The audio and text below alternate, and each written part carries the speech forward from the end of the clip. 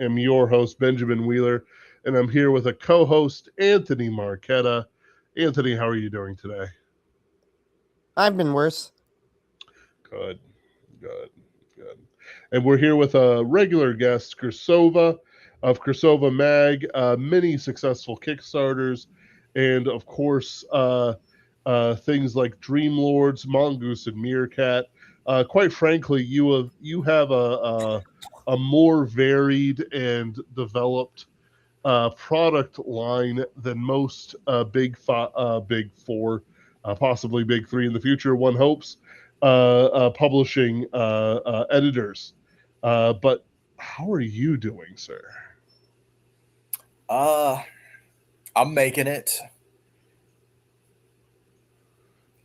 Sweet. Uh, be sure to check out the. Yeah. I'm just like, Be, all right, everyone, that's our show. See you all that's later. it. There's a link in the bottom of the description.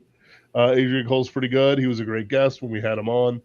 Uh, but yeah, so this is a let's see here. This is a collection of short stories. Is that right? Not not exactly. It's more of a fix-up novel. It incorporates a lot of short and medium-length stories that we have published over the years. Uh Uh, huh. the the origins of Dreamlord's legacy actually goes back to right after we first started publishing the magazine. I think we had just put out our first issue. And around that time, I had discovered Adrian Cole's Dreamlord stories because they were at a sci fi bookshelf booth at a flea market. And they had some ridiculous covers, some ridiculous marketing copy that compared it to Tolkien and Lovecraft, despite having a guy with a sword fighting a one-eyed dragon monster thing on the cover. Right. And it took me a Completely while to ridiculous. actually get to those books, but when I finally did, I'm like, wow, this is really cool. Like the covers did not do them justice as to how good they were. The marketing copy was not great because it was from that era where publishers would slap Tolkien's name on everything in desperate hopes Yes. that it would move product. But it was a really good Sword and Planet adventure series that was sort of like it was sort of in the vein of John Carter, but it had more political intrigue to it. And Yes. Adrian would tell you that his biggest inspiration besides John Carter for it was Dune. But Yeah. anyway, around the time I started with the magazine, I was talking to Morgan Holmes, who was over at Castalia House at the time, and I'd posted like some sort of half reviews of the Dreamlord books, and he's like, I actually know Adrian Cole. I can get you in touch with him if you want. And so Yeah. we ended up talking, and Adrian has been a journeyman author for 50 years now, and he was interested in writing for us, and I'm like, would you be interested in writing new stories set in the Dreamlord setting? And he's like, yeah, sure, absolutely. So in our very second issue, we ended up running the first Arel Vorum adventure that constituted the start of the new Dreamlords. It takes place about a century after the original trilogy. The Empire is more or less fallen. They're still trying to rebuild. Psionic powers are pretty much outlawed. One second, I need to yell at my dog. She will not shut up here. Sure. Go for it. Sometimes them dogs need to learn. This isn't a Chinese wet market. They Yeah, live a very pampered lifestyle, and they should yeah, appreciate it. yeah. I had to yell at my border collie, make her go lay down. She will not stop meeping at me. I'll probably be a short-ish show because I'll have to take her soon. But I gotcha. anyway, Yeah, I meant to yeah, I meant back. to come in earlier, but it was my dad's birthday, and I just didn't Oh manage the yeah, yeah. time right. Yeah, yeah. Hey, Sorry. what a coincidence! My birthday too. Happy birthday. Thank you. Yeah, anyway, back to the Dream Lords. So yeah, the second issue of Cirsova magazine, the cover story was actually the first of the new Dream Lords adventures. And just over the last 10 years, Adrian has written several of these stories, including uh, some longer works, including a novella that we ended up splitting between the relaunch of Startling Stories, and that was kind of a debacle because I think it was David Dre who was wanting to do the relaunch of Startling Stories was like, "Oh, you got to let me have this story. You got to let me have this story," and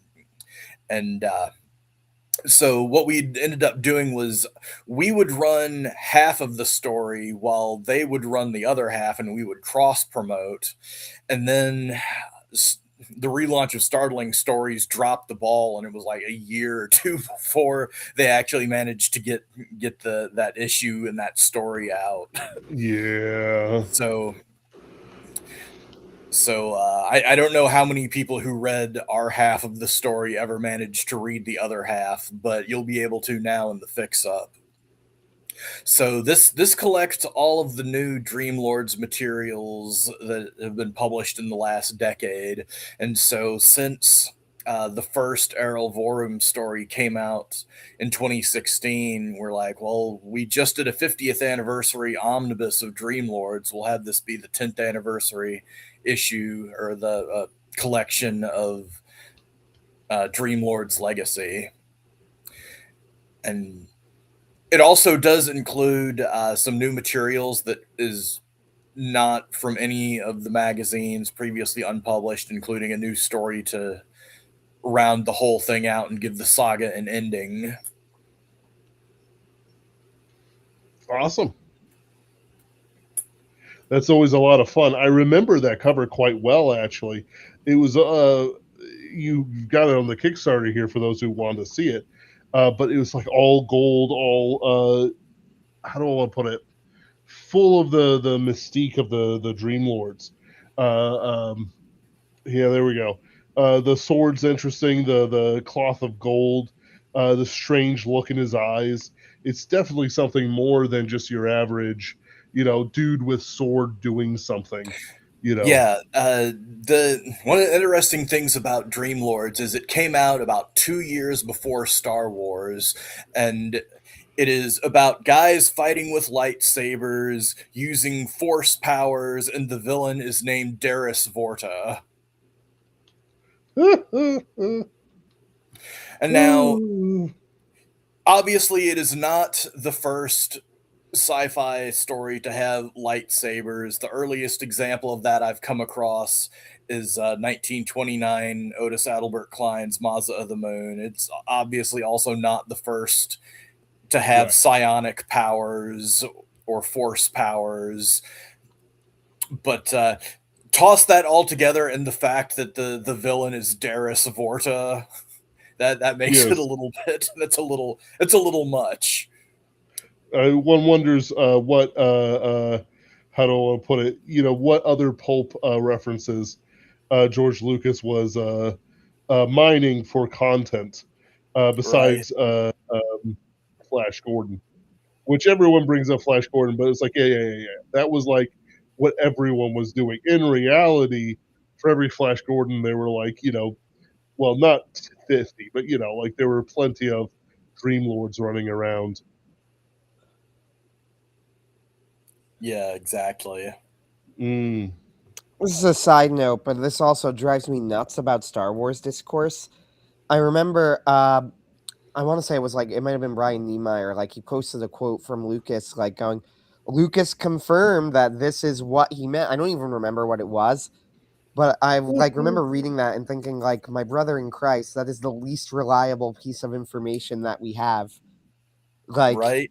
oh, I mean, Lucas also claimed that he was trying to follow Joseph Campbell's monomyth, which he made up because Joseph Campbell happened to go to school in the same place at the same time as him. Like, that's obviously nonsense. Anybody with half a brain who like looks for 2 seconds and actually thinks about it can tell that that's clearly not even close to what happened, right? Yeah. Um, Well, I mean, it's just like with Stan Lee, will like he'll just like completely make shit up to because that's what the popular legend around this or that title has become, and yep, he'll say, "Oh yeah, that's exactly what I intended the entire time." yep. Stan Lee is an interesting one too because Jack Kirby was calling out his shit for years. Yeah, And the interesting, you'll always see people go like, oh, it's complicated, like maybe they both have a point, like, and they'll go like there are inconsistencies, and I'm like, I don't know, man. I've read everything Jack Kirby had to say, and for what it's worth, he was always very consistent in his story. The actual inconsistent one is Stan Lee. yeah. The Like, inconsistency is that Stan Lee lies about everything. yes. Jack Kirby's take, which he was always the same from day one to the day he died, was Stan Lee was a noxious shit who wasn't responsible for anything good, and he hated him. Now you could say that you don't think that's true, but you can't say that Jack Kirby wasn't very consistent in claiming it.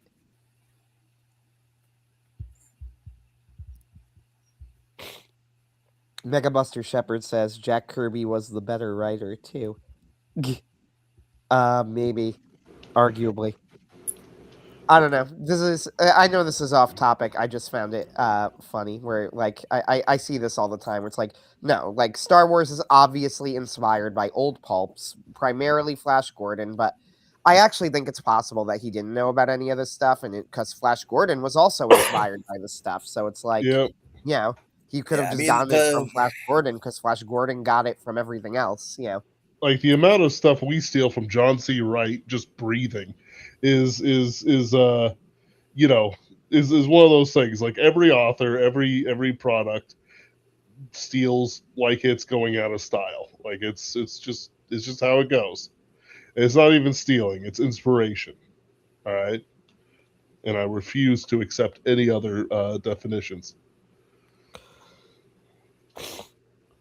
Yep. yeah.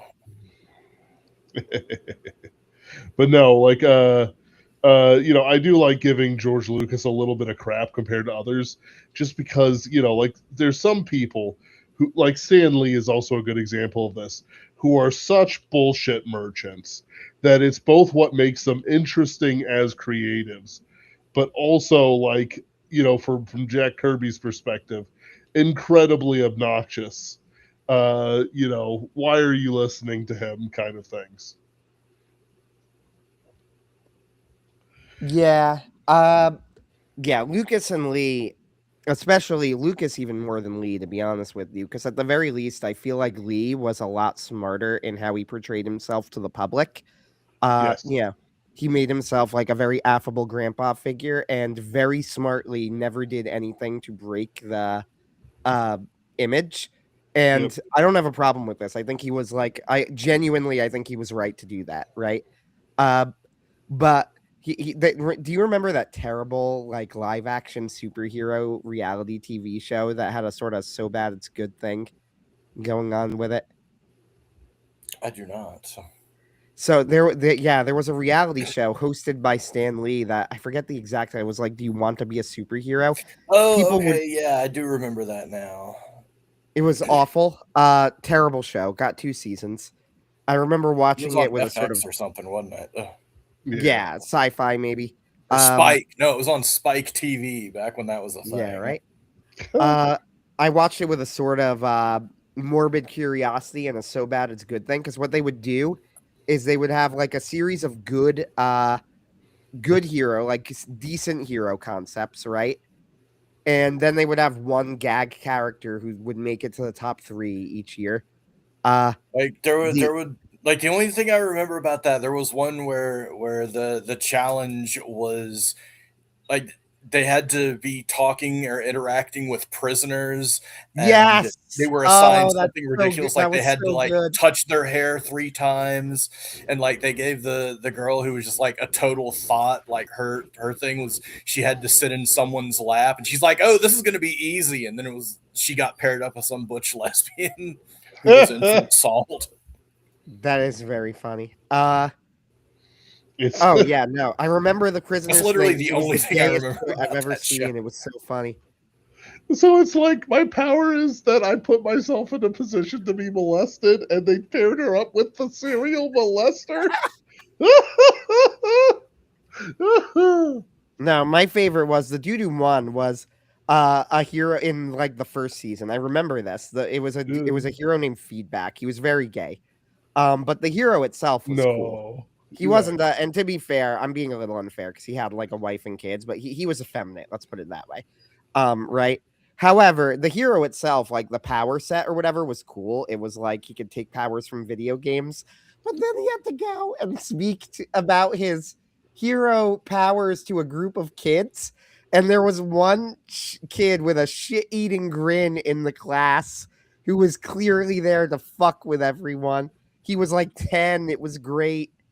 He raised his hand and said, "Do you really believe this or are you just nuts?" And then they were like, and then none of them had any idea what to say. And then in the best moment of the entire show, a kid asked him what his favorite video game was. And it was very obvious that the dude whose entire power was based on video games had never played a video game before. So he said Pong. And that was like, and he's like, it's a ball of energy that goes back and forth. And everybody there watching him, you could see just the looks on their faces of like, this can't be real. Like, it was so good. Awful show. But yeah, Stan Lee was on that show, and like he did at least come off very likable in it. Uh, you could say what you will about him. George Lucas, as far as I'm concerned, has never come off likable to me. He's always just been too obviously a shill. I don't know how to describe it, but everything about that man screams disingenuous. I think there's something too to the fact that he has never he's never said a word about the Star Wars sequels. Nothing, right? Like Mark Hamill lives his life in outrage and horror, living through this Kafkaesque nightmare of being forced to portray the the death and humiliation of Luke Skywalker in real time, right? And Lucas is just there collecting paychecks.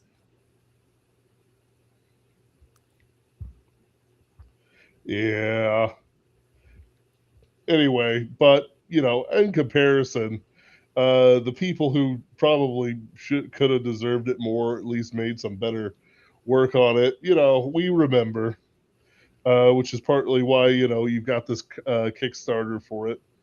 Whatever George Lucas may have cribbed, because there's no way in hell he wasn't like looking through all the pulp magazines and such. Not pulp magazines, but you know what I mean.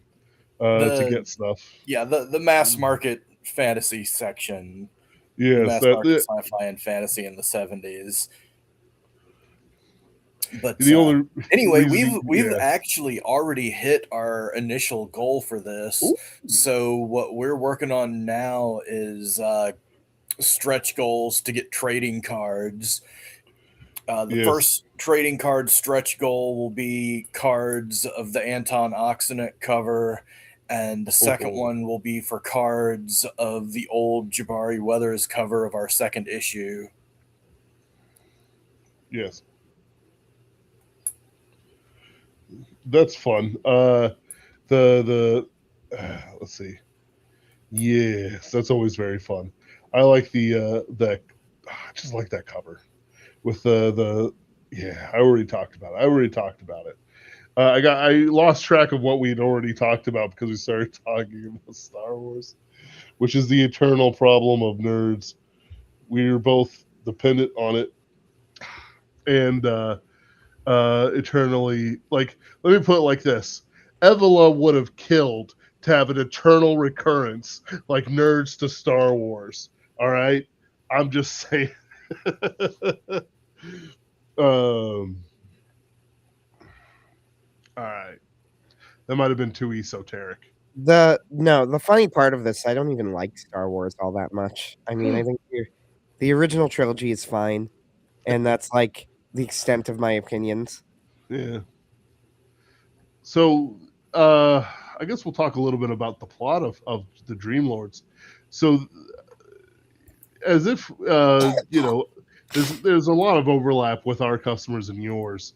But let's you mentioned that there's a time skip. Yeah. Oh my goodness. So the Yeah. setting of Dream Lords is humanity moved into space because Earth was mostly destroyed by atomic wars. So Earth is kind of a ravaged atomic wasteland with weird mutants and horrible monsters lurking below the surface. It was turned into a prison planet, and the rulers of the empire had these psychic powers that sort of had this illusory effect on everyone. So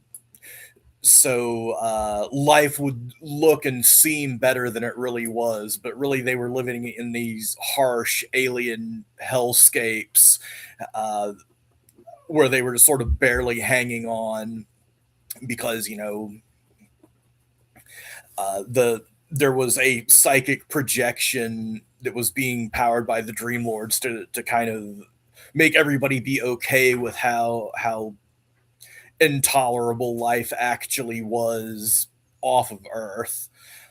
But after the Dream Lords fell during the Civil War in the original trilogy, uh, humanity started moving back to Earth to try to recolonize it. But it's still this kind of backwater wasteland. It's got all these areas that weird mutants and monsters are still inhabiting. You have the cultists who were worshiping the monsters and radiation creatures, and so the main character in Dreamlord's legacy is part of a group called the Witch Finders, and their task is to track down the old cultists and people who are still worshiping the monsters and trying to bring back the demon worship from the old days. And one second, I have to yell at my dog again. I'm sorry. No, it's fine. I assume whenever somebody says nuclear wasteland, I assume they just mean Mad Max full of Australians, as Yeah, one does. it's kind of like that. You have the radiation deserts, the radiation jungles, the radiation swamps, Right, and all sorts of horrible psychic monsters that live in them, and right, have gaggles of cultists doing their bidding.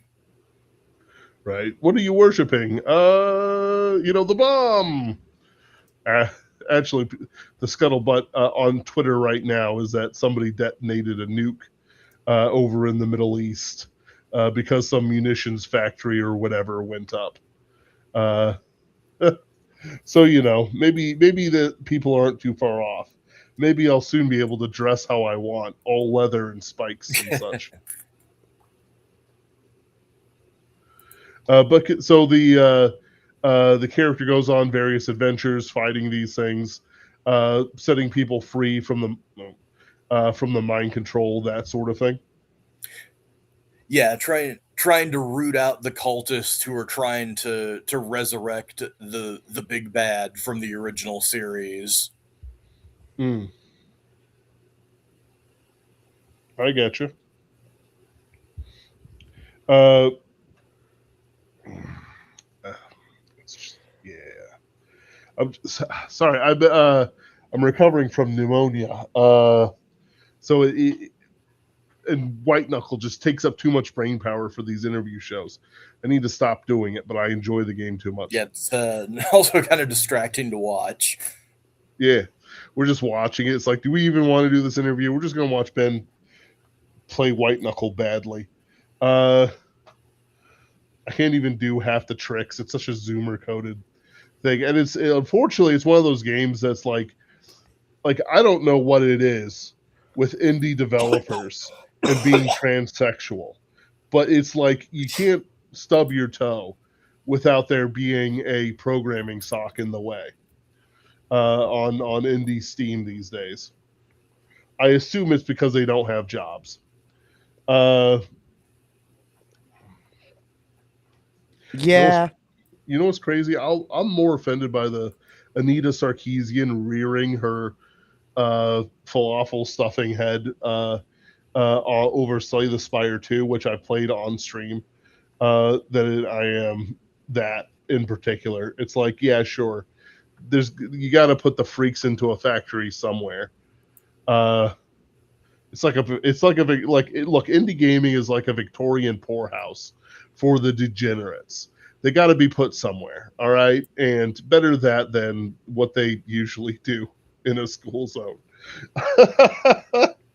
uh, there we go. I warned Cirsova that we're just giving up, and this is part of it. Yes. Just not worrying it. It's basically Gamma World. It is on multiple levels, just Gamma World. So we're looking for the first stretch goals of the trading cards, and you're just doing some of those. Not really looking for much this time around, but then again, you're kind of reorganizing the whole business, aren't you, Cirsova? Yeah, right now we are winding down the magazine. We've got 2 issues left, a summer special and the fall issue. The big things we've got going on still in the queue, we have the last 4 volumes of Michael Tierney's Wild Stars. We have those in the can. The 9th and 10th volumes will be released concurrently so that people who were following volume 9 in the magazine won't have to wait a full year to get volume 10 collected, since we're no longer serializing them. And then after that, we're going to knock out 11 and 12 next year. But also in the pipe, we've got a new book from J.D. Cowan, a collection from Misha Burnett, and a few other things that are still in the pipeline coming through before we totally wind things down. I gotcha. And we might still keep publishing standalone volumes of the authors that we're working with. It's just we're dropping the magazine because it's too much work, too little return, too much resources. It's just not worth my time and effort that I would rather spend on other things now. Yeah. And this is something you've talked about on stream before. It's just kind of the name of the game right now. Maybe if we could do like a mass market paperback thing into stores, that'd be a little different. Or if the world was back when it was in the 1950s, it'd be a little different. Yeah. Well, I mean, it's not even a matter of money at this point, really. It's a matter of readership. Our readership for the magazine's dropped off significantly just over the last couple of years. Yeah. And there's not, like, I don't know, like it's like I can't really pinpoint anything to it.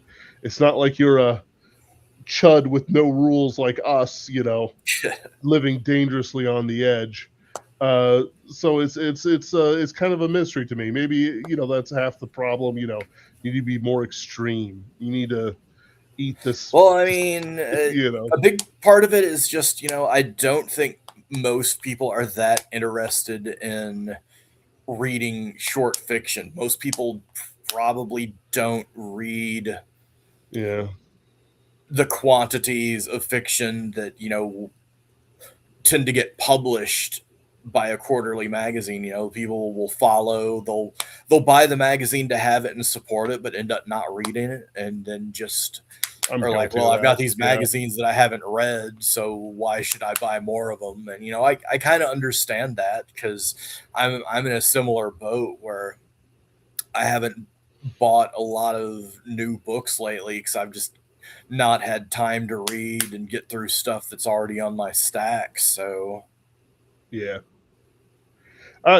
like I'm making an effort personally like to read my stack, but it's like, okay, what do I do? Do I do, this thing or that thing or this thing or that thing? And it actually like kind of creates a like a what is it called? Like, Decision paralysis. yeah, like, okay, so I have to choose between, like, I'm choosing what novel to read. Like Celine and not Borgia, excuse me, Mishima, and I've got these books I got to do for my future schooling, and it's like that. And it's like, okay, like I read a collection of Borgia short stories, which 10 out of 10. But even then, it took me like 5 to 10 different tries just to get to it. And it's like, yeah, okay, Ben, what do you mean? This is Borgia. He's a classic. He's truly amazing. Okay, I understand that. I hear your truth, Queen. But it was just weirdly hard. And that I've got a Cirsova shelf that is all your magazines except for like the last two because I've been poor. But I promise you, Cirsova, don't kick me out of your heart. I'm just not able to be, a pay pig at this time. Please continue. Anyway, actually, so here's something truly private from the depths of my soul. One form of fetishism that truly disgusts me, without a doubt, every time I see it. No questions, no prevarications, no somebody trying to do it. Like, nobody can justify anything to this to me. And, there's other ones like it, like the obvious ones that are truly disgusting and deserve crime time. But it's the pay pig phenomenon. If somebody tells me that they are a pay pig of some kind, they're immediately on the same level of disgust as a murderous pedophile, and I could not tell you why. It's just everything about them. Immediate disgust. Get away from me. I don't want to hear your opinions. And I'm sorry if there's anybody like that in the chat, but I can't do it. I can't respect these people, these Germans, these disgusting Germans.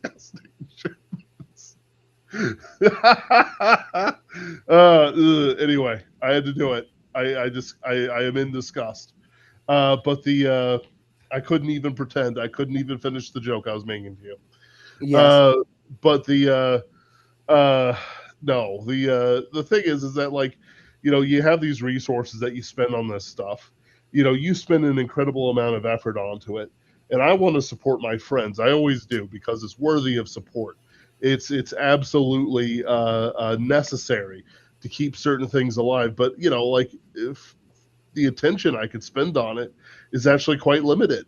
Like, part of it is just, you get into, like, the modern world and Twitter and doom scrolling and stuff like that. But there's also, like, decision paralysis. Shouldn't I be reading something from the greats? Shouldn't I read War and Peace by Leo Tolstoy? I spent the Castalia House subscription. These are great books, and Guilt and all this other stuff. Why aren't I reading that? Well, okay. Well, actually, Ben, you've always been meaning to read Bullfinch's mythology, but also, you've read mythology though, Ben. You should read Hermann Hesse's Siddhartha. It's on top of your paperback stack. You should just read it. Shouldn't you read it? It's very important. Or you could read, like, that's what happens. That's what the mindset you get on. And so I'm not even thinking about Cirsova or Castalia products anymore or anything else like that. I'm just thinking about the random things I've acquired just by picking them up for 50 cents at Savers or whatever. Exactly. So I just kind of get stuck, and then it's easier to play a game of white knuckle or whatever in my, what I should do if I wasn't scared of having that doxed of all things. I should just do a stream where all I do is click through my Steam game library and just never play anything and have a realistic experience then. Maybe that's too real. too close to the real thing. Um, 2 hours I'm interviewing someone and I'm just clicking through Steam games. Yes. Ugh. No, I understand this as well. So like it's hard, right? I've been trying to make an effort of like, if I'm going to be a genuinely literary person, I'm trying to move into my next big project. I've been talking with Ben about it. I also will have a book coming out next year. It's going to be edited over the next few months. I just posted the cover online actually. But like with all of that, I'm trying to become like I need to level up, right? I need to become more literate. So I'm like I want to read more poetry, I want to read more of the classics, I want to read more of the great stuff, right? And then you go like, okay, well what about your friends who have, awesome space fantasy things? You could read them or you could read Crime and Punishment, right? Um and Anthony, you've never read Crime and Punishment or the even bigger one, Is the Anthony dirty. not reading anything after 1980? Yeah, right. Uh, Jeffra Jeffra Johnson talking about how much he hates indie authors. Uh, in the greatest interview we've ever had. If you haven't heard that interview with Jeffro, you really should. It's hilarious.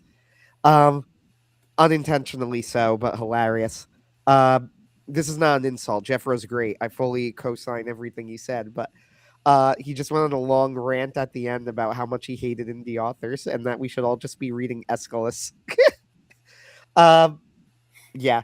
So it's like, yeah, or the big shame here, which is that I have not read Le Mort d'Arthur. I've owned it for many years and I have tried several times, but it's so fucking boring, guys. It's just so boring. Uh, because the book is written in like this newsman style where he is describing some of the most insane things to ever happen as if he's like, I don't know, giving a little notes at the town meeting over like, oh, we voted on building a new road today, and it's like, No, he doesn't yeah, even do. He doesn't even do that. He'll describe some of the coolest fights in Arthurian myth in a footnote that lasts 2 paragraphs, and he's yeah, like, "Yeah." And so Sir Lamorat was murdered by Gaheris and Gawain and Mordred for sleeping with their mother, and um, you know this whole thing, and such and such. The line of Pelennor was destroyed anyway. I'm going to spend 10,000 words on a tournament that no collection of Arthur stories ever talks about. yep, yep. Um, I really want to, like to be clear here, I have to read Le Mort d'Arthur, and I am listening to it on audiobook, which isn't the same thing. I am of the opinion, It's fine. That's what I did too. yeah, for the record, I am of the opinion that that does not technically count as reading, but it is experiencing the book, which I think is good enough. How So else are you going to burn 30 hours? yeah, really. Just in the car on the side, right? But Anthony could be reading about Orc City. Yes. Uh, we're friendly. We're friendly with John Douglas here, at least friendly. I get along with John Douglas on Twitter when I interact with him, which, to be clear, is the extent of my interactions with him. He likes my Uh, posts. what was that? He likes my posts sometimes, Yeah, Just yeah. So casual. I'm no shade against John Douglas. But yeah, right. Like the Lamort d'Arthur, I have to get through it. Like I have to. I cannot be writing an Arthurian book and not read the Lamort d'Arthur or experience in some way, right? Like the Lamort d'Arthur. Frankly, if I heard about an author that did that, I myself would clown on them. And it is this realization that made me go, no, I got to do it. I got to do it. Uh, but it's just so freaking boring, and it's unfair too because it's like Mallory's project is literally just a compilation project, right? Right. Like, so I'm not being fair to Mallory. I'm not really criticizing Mallory. I mean, he's did exactly what he said he was trying to do. He did it very well. But like that doesn't make for fun reading per se. Uh, on the other hand, I will say that Crime and Punishment is great.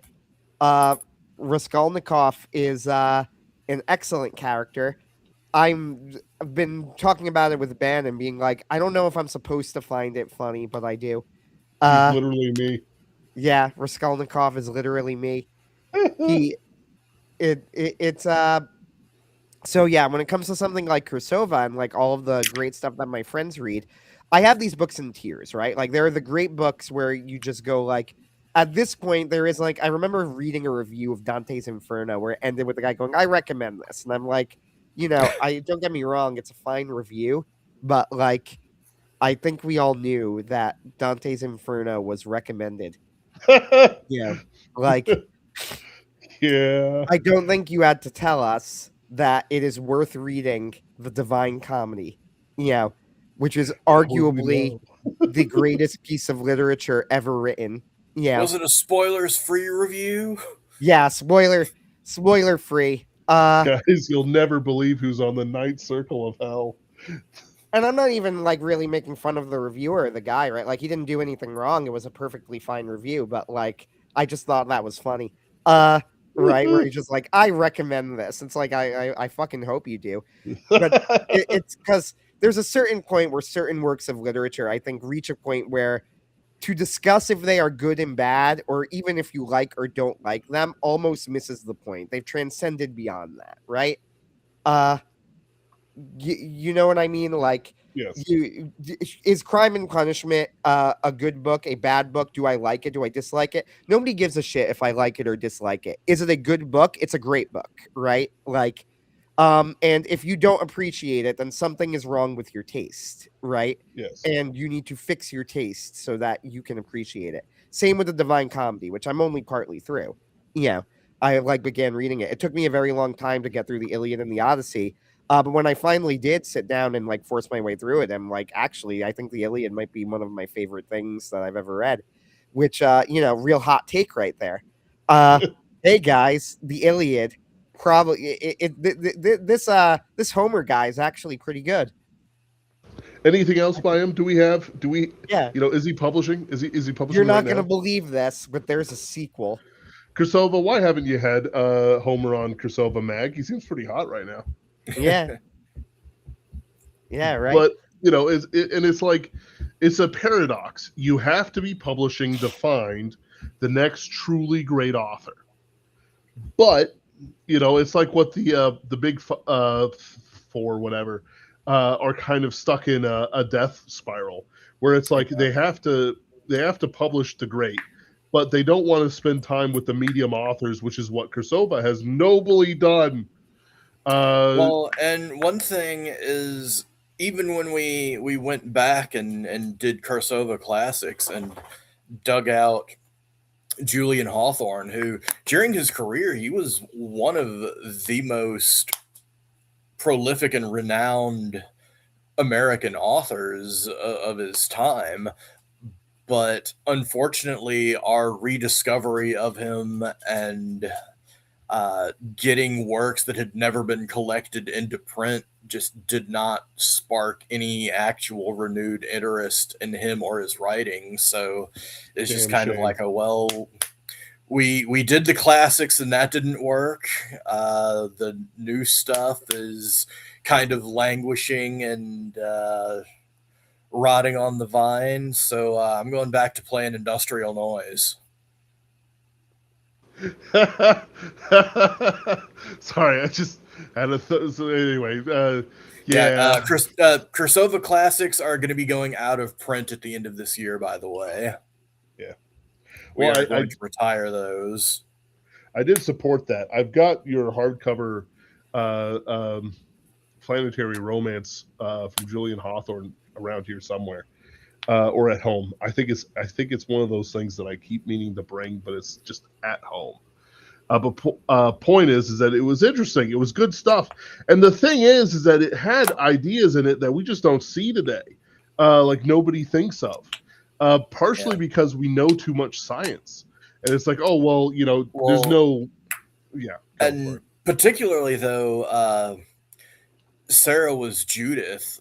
Like that book is actually a legitimate masterpiece of gothic fiction.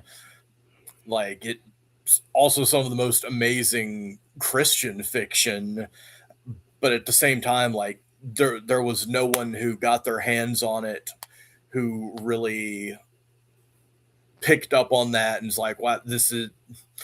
There is something legitimately worth looking at through a critical lens here." I mean, there's of course Ben Espen, who's one of the few people who's in the scene who does critical reviews, but just overall, the fact that we weren't able to get any renewed interest in the critical analysis of some of these works is kind of heartbreaking, honestly. Yeah, yeah.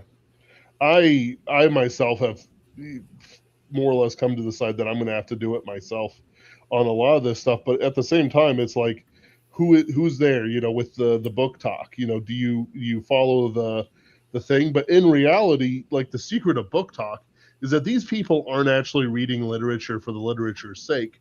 They're reading literature to follow an algorithm and a popularity curve that makes them feel good. It's like They're there for the morality. dudes. Exactly. You know, the up dudes. Oh, thank you for the up gold, kind stranger. You know, it's how do I want to put it? It's popularity seeking behavior that you know, is no different than when, like, I'm rewatching Rick and Morty right now.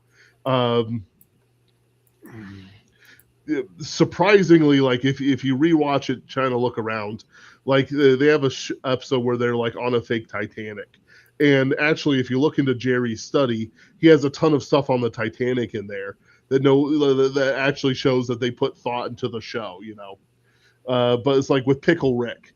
Why were they doing Pickle Rick? Pickle Rick was popular, but then it became something, you know, more where people were, you know, doing Pickle Rick and you know, McDonald's and asking for the Szechuan sauce, and um, you know, like even though that was a popular movement.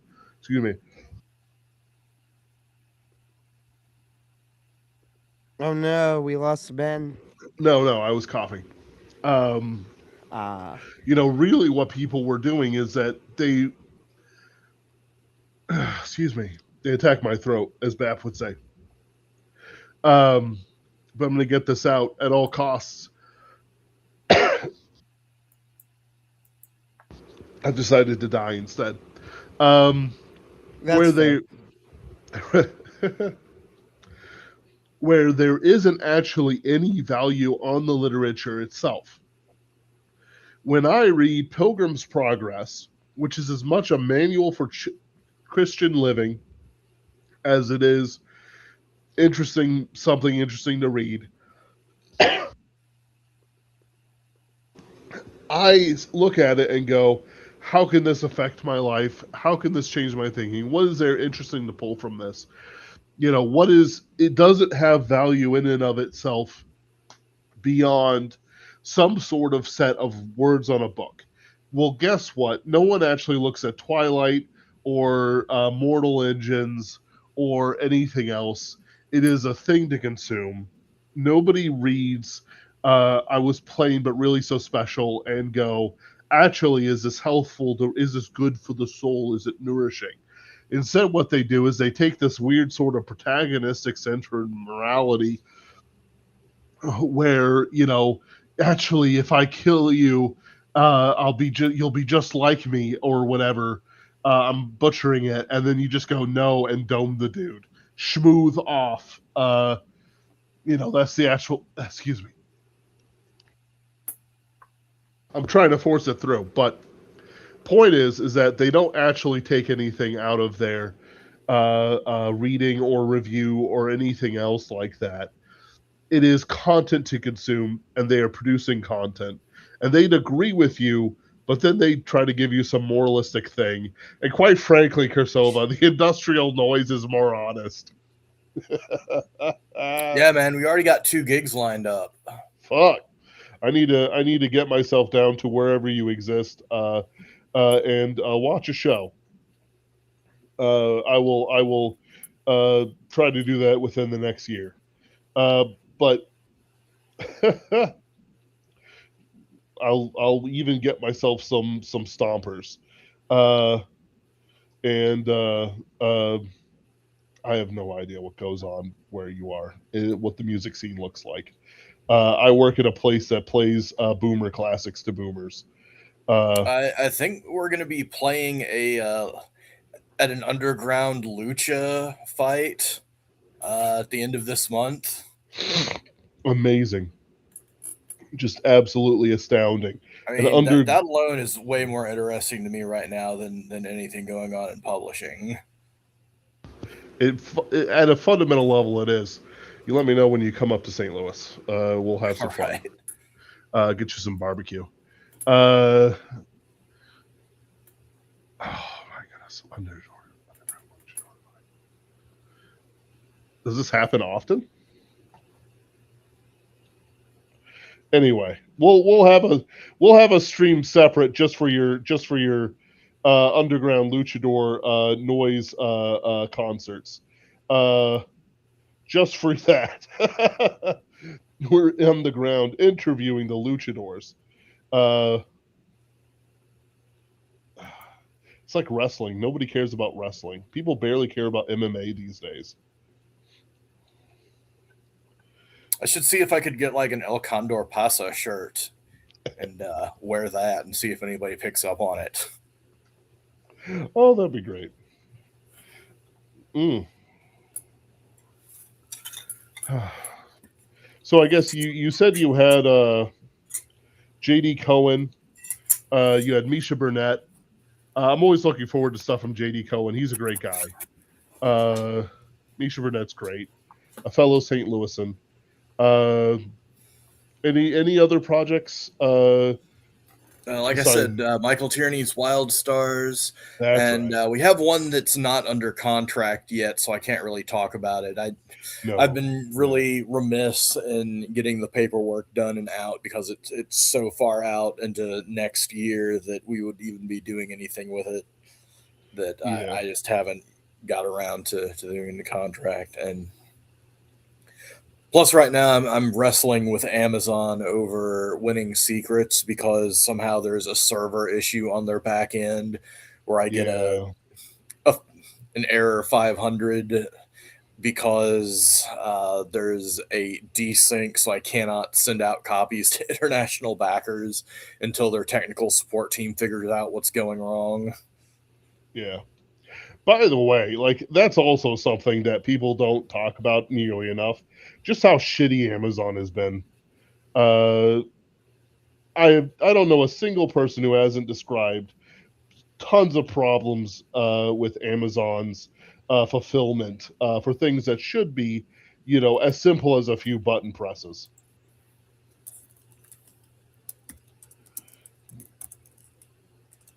Like you've described problems before in the past. I've heard problems from the rights, from different sellers at different times. It's just, it's just weird. It's like it shouldn't be this hard. It shouldn't be this way. I don't know. I haven't checked comments in a hot minute. Ooh. Ooh. Let's see.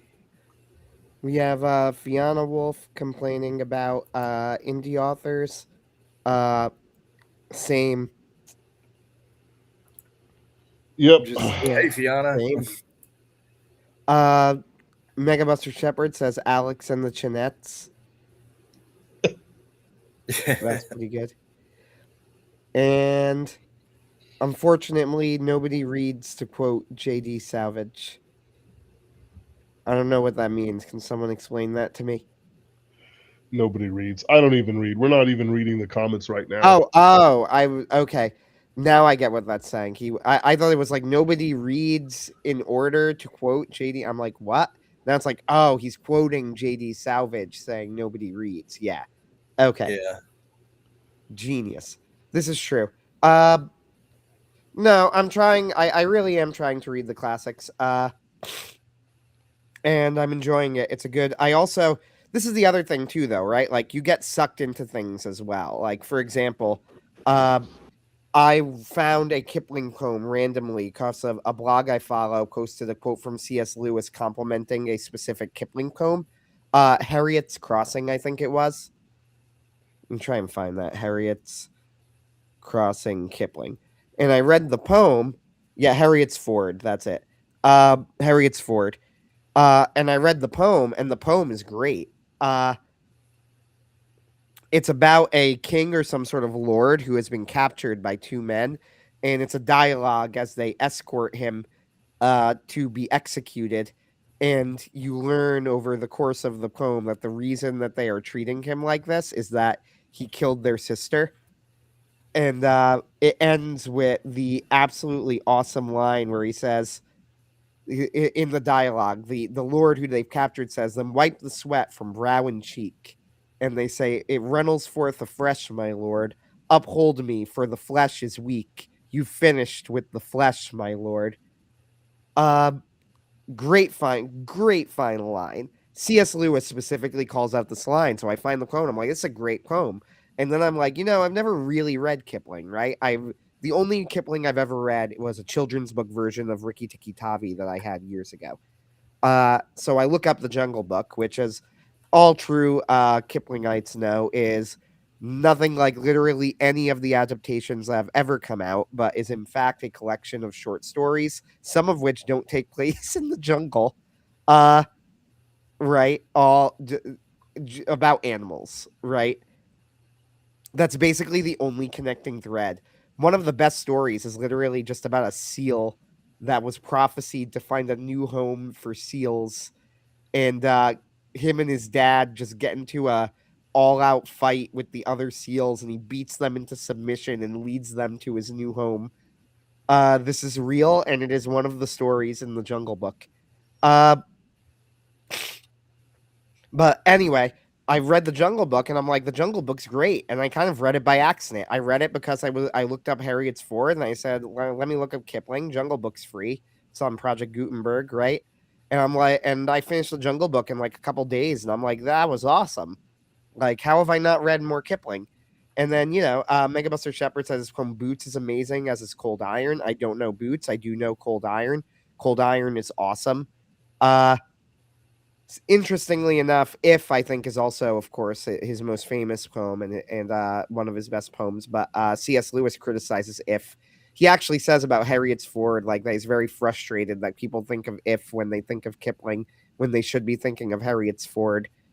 And in fact, like, the little quote was basically him saying, like, I quoted the end of Harriet's Ford, and like, they all said, wow, that's great. And I told them it was Kipling, and I was very annoyed because he's like, nobody appreciates Kipling as much as they should, because nobody can turn a phrase like Kipling, basically.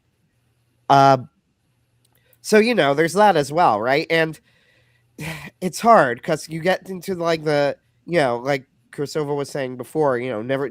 I hope you're not reading anything past 1980. Well, I am too, and some of it's great. Like, there are authors that I don't know if any are going to be considered on par with the great books. The last great book, infamously, was The Lord of the Rings, right? But there are some authors who I would put into that like second tier of this is going to go down in the years to come as a classic. Specifically, of course, we've talked about many times, Awake in the Nightland is in that, tier down of classic literature, right? Will go down as a classic. I would also put Nick Cole's The Savage Boy, his Wasteland trilogy, in that category. I bought A Requiem for Medusa, and I'm very interested in reading that, which is also Nick Cole, because Ben's That's recommended a very good it. one. Yeah, Ben's recommended it a few times. So everything I've read by Cole, well, I shouldn't say it. Not everything has been equally good. I thought Soda Pop Soldier, which everyone was being like, oh, this is the good version of Player One. I actually didn't think it was all that great.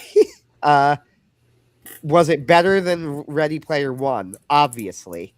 Because Ready Player One is an absolute trash tier book, which, that just weirdly hit the cultural zeitgeist for no reason, right? But just completely lucked into it.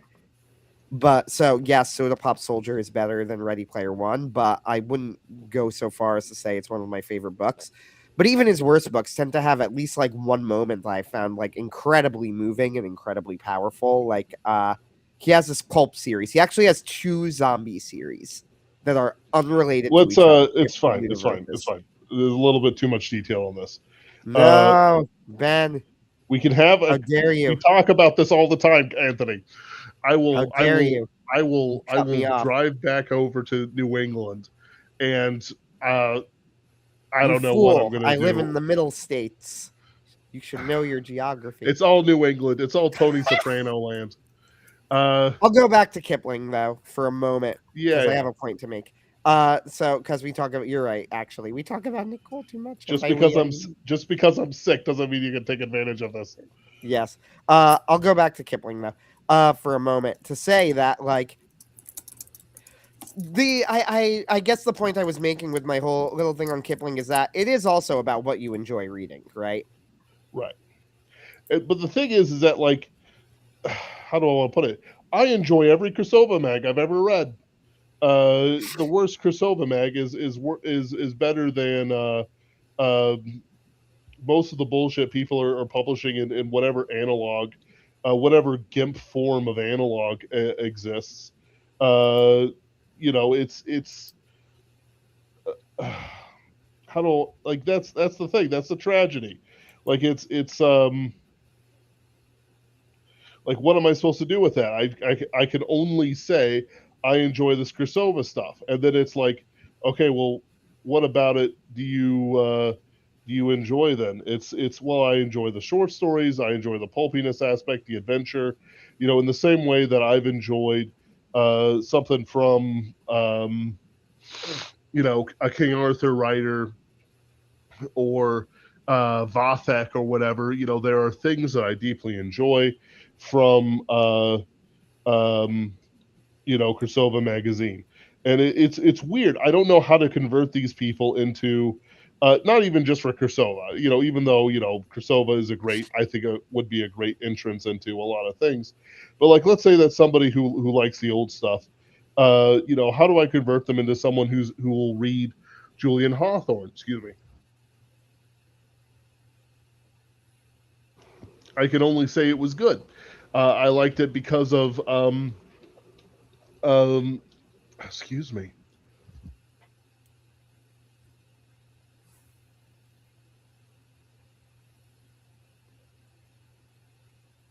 It's fine, guys. Ben's dying. From Hell's Heart, I stab at thee. Um, Yes.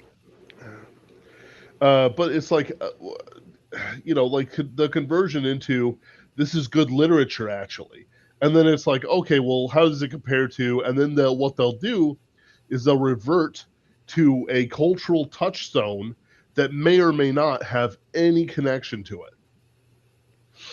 Like the sort of like, oh, is it compared to Lord of the Rings? Is it comparable to Lord of the Rings? No, it's comparable to Fantastes. Uh, you know, what is that? It's probably one of the most important fairy stories written from like 1890 to 1910. Yep. And they just see him draw blank. It's a very good story for young men to read. Well, like His Dark Materials? Fuck. I like the way you this dark material, his dark material just brings you to incoherent rage. It's like fantastic, great story for young men. His dark materials, fuck. Cirsova, did you have anything you want to add to this entirely riveting and very coherent conversation? No, I just wanted to say thank you guys for having me on, and Yes. thank you for helping let me shill Dreamlord's Legacy. It's a great novel. If you've already got the first volume that collects the 1970s trilogy, you will definitely enjoy this. Yeah, it's yeah, it's good. It's just a great piece here. Like it's you know, you should get the original Dream Lords. I've read through a bit of it. It was enjoyable. It had a great hook into it. Part of the problem with having bought a lot of stuff from my friends is that you're always kind of moving on to the new thing before you're done with it. But it was enjoyable. It had ideas I hadn't seen before. Uh, just like in how people moved around. Like it's like it was very clear that there is another sort of layer to reality but at the same time, people lived realistically within this fake layer. Like it genuinely, Dreamlords is a great Yeah, little IP. Like it's just the thing that's probably most comparable is if anyone has read Jack Vance's Eyes of the Overworld, the story where that particular object appears, where you get the lenses that let you see the overworld, and the overworld seems yeah. like it's great, but it's really just as crappy as everything else. It just looks good. And that's kind of the way that life in the Zergon Empire and the Dream Lords is. Like, everything's really crappy, but it looks really good because everybody has sort of a projection of a better reality being forced on them by these powerful psychics. Yeah. It's like sorry, it's like I sort of imagined it like, you look at a advertisement for McDonald's versus going to McDonald's. Yeah. Yeah. Anyway, it's been a lot of fun. I've got to get going. My dog is definitely needs her last outing. But thanks again for having me on. I will catch up with you guys later. It's a pleasure, Cirsova. We'll probably vamp for a few seconds while I try to figure out why I can't seemfully alt tab to my restream. Yeah, no, guys, pick up uh, Dream Lords. Thank you, Cirsova. We'll have you on sometime to talk about industrial noise. All right. I'll catch you guys later. Have a good one, sir. Bye. Yeah, I should read Crime and Punishment. You're selling it to me. It's very enjoyable. It's a very interesting book. Yeah, Mega Mr. Shepard says, "See ya, Alex. He's great. We always love having him on." Yep. Unfortunately, his dog is a little bitch, but It it's fine. might be a male dog. Oh wait, I get what you're saying. Yes. No, it's fine. But yeah, Crime and Punishment is a very entertaining book. It is I could see why it's hard too, because you have to understand, like all good genre writers, I do highly distrust all claims of like this is superior for X reason. And Crime and Yes. Punishment, one of the reasons that Crime and Punishment is considered one of the best books ever is that it is a highly psychologically realist novel. But I am more willing to like accept this with something like Crime and Punishment, because Dostoevsky is not the sort of person that the modern literati would have lifted up if they could have gotten away with it, right? Yeah. The reason that Dostoevsky holds the position he does is because, frankly, you would look too retarded if you took him off the list. Yeah. Which they Yeah. did just come out with a list where like Dostoevsky didn't make the top like 25 or something, and everybody's clowning on it. But like, if you tried to argue, oh, Dostoevsky's not a great novelist, nobody would believe you. So that's part of why I'm like, okay, so on one hand, Crime and Punishment is an extremely interior story about the extremely intricately detailed What is thought it? processes Yeah. of a murderer. It's actually kind of, I think that the way that it can be conceived. Remember when Vox Day did a debate years ago about like Ian M. Banks doing that story about like the wasp factory? Yeah. Yeah. And it's like, oh, it's about the mind of a killer. Crime and Punishment is literally like the book of this, right? Like, that is exactly what the book is about, getting into the head of a killer, right? Yes. Granted, not a psychopathic serial killer in the way of the Wasp Factory, but nevertheless, somebody who is willing to murder an old woman with an axe for, a few pittances from her wallet, right? Yes. So not a good person. And it's like the version of this. But what makes Crime and Punishment a great book and The Wasp Factory a terrible book is that Raskolnikov is, if anything, a distinctly comical figure. Like, Yes. he is not in any way cool, right? How does he get away with it? Like, what is his plan? Well, he gets away with it through literal sheer luck, which they repeat multiple times, right? Like, he comes across people who are like discussing the crime. They're going, "How did he get away?" And it's like, yeah, he just walked out the door, and as it so happened, at the very moment he left, there was nobody else there. like that, and that's it. He just lucked out. There's the great scene, like, and why Dostoevsky is a master, right? Like, he hates the woman that his sister is engaged, or the man, sorry, that his sister is engaged to. Hates him as soon as he read the letter that of his mother announcing his sister's getting married. He's like, I fucking hate this guy. Right? The guy shows up to him while he's on his sick bed because Raskolnikov is like recovering from a fever the entire novel. Yeah. Uh, Just so like he's me, also for like, real, for real. yes. He's also like not in his right mind at any point in the novel, which is again part of the point, right? But his sister-in-law's fiance comes in to check on him, and he starts talking, and it is clear that he holds the same opinions on philosophy that Raskolnikov does, right?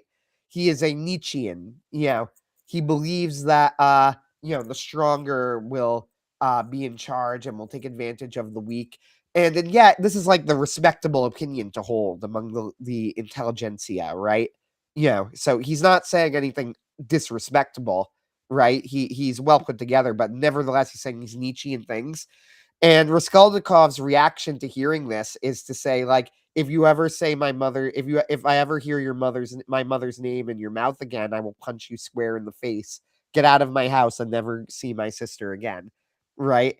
And yet, his opinions on Nietzsche are Raskolnikov's, right? Like, they agree Yes. on the subject. See, but when he hears him actually saying it in relation to people who he personally has a connection to, he can immediately grok what a disgusting thing this is, right? Like, it doesn't, and the contradiction never enters into his head, though. He never stops for a moment and goes, "Wait a minute, shouldn't I realize that like this is a horrible, horrible ideology?" No, he just hates this dude, right? He doesn't actually change his opinion at all, right? But that's because Raskolnikov, and this is Dostoevsky's point, Nietzscheanism isn't a philosophy. It's not a philosophy at all, right? It's an emotivist thing, like it's an emotional attitude that you have towards the world, right? You don't get argued into it. There's no argument for Nietzscheanism.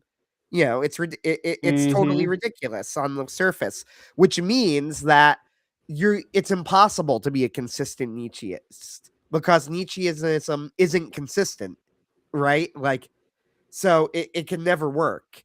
And that's why you have this scene later on in the story where a friend is wandering drunk in the street and gets trampled by some horses. Well, Raskolnikov tries to save his life. He brings him to his home. He calls in a doctor. He calls the family over, and the family is very upset at him because he was drunk when he did it. So he was like a disappointing father, right? But Raskolnikov is highly moved that his like 8-year-old daughter, is very grateful to him for what he did. He like kisses him on the cheek. He says he's going to try and like, be there for her. He gives them money, right? And he like comes out of this whole situation like, I'm a new man. I found a new zest for life, right? Mm-hmm. Meanwhile, though, he was doing this while on the way to confess the crime. And he was confessing the crime basically because like the guilt was just eating him alive. Like he didn't know how to deal with it, right? And now he's just like, no, I must take this opportunity to live my new life. Now, knowing Raskolnikov, everything blows him in the wind. This is not going to last either, right? Like, No. I'm not at the end of the book yet. This is roughly the section that I'm at, is that Raskolnikov has decided not to turn himself in, that he's going to live life to the fullest. But this is the whole point. What Dostoevsky's doing, if you can understand the project here, it's all very cleverly presented because Dostoevsky never says any of it, right? Like, Yes. you need to read between the lines of how Raskolnikov is thinking and how he asks. He's a true literary titan in this way, right? Like, you reading between the lines, Raskolnikov has no anchor, right? Yes. His anchor, he tries to make his anchor Nietzscheanism. He's a deadbeat loser.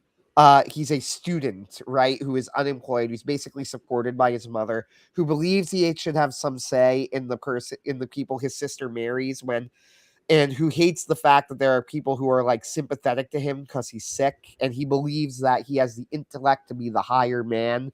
But Yes.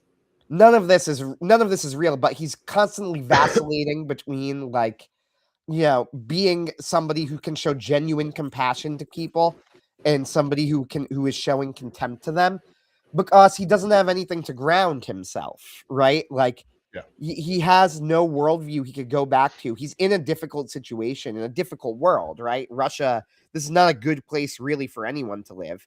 One of the kind of shocking things from a modern is how casually they talk about beating the women in the book.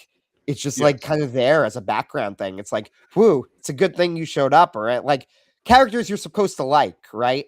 Just Yeah. show up and go, whoo, it's a good thing you showed up, because if you hadn't, I would have beaten Natasha for lying. And they're just like very casually, right? It's one of those things where if you look back in time to like anything like outside of Anglo fiction, like there is always yeah, outside of Anglo fiction, which might love their women too much, you always find one aspect where like they take an aspect of like the male female relationship and just blow it out of like make it very large, like make it bigger than you think it is. Like for the French, it's of course sexual affairs. For the Russians, apparently it's beating your wife. For the Arabians, or at least the Muslims, well, yeah, I think Arabians as well, just complete and total distrust of women. Uh, it's a weird thing. It's a weird thing that like I recognize, I understand. Uh, for Ireland, the women beat the men. No, it's probably more Scotland actually, but it's a weird. I don't know. I just wanted to comment on it that it's in my mind that this happens quite a bit, but I'm not sure how to deal with it. There. Yeah, it's interesting, right? Like, it's just so odd. Like, when you see this, and part of it though too is that like Raskolnikov's living in a world that's just very difficult for anyone, right? Like, Yeah. nobody is in a good position, and that's kind of the whole point as well, right? Like, without something grounding you, you know, you turn into these Raskolnikovs, right? Where Yeah. your philosophy is like based on this idea of your superiority, because otherwise you go insane because you realize you're pathetic, right? Which is Yep. really what Raskolnikov is.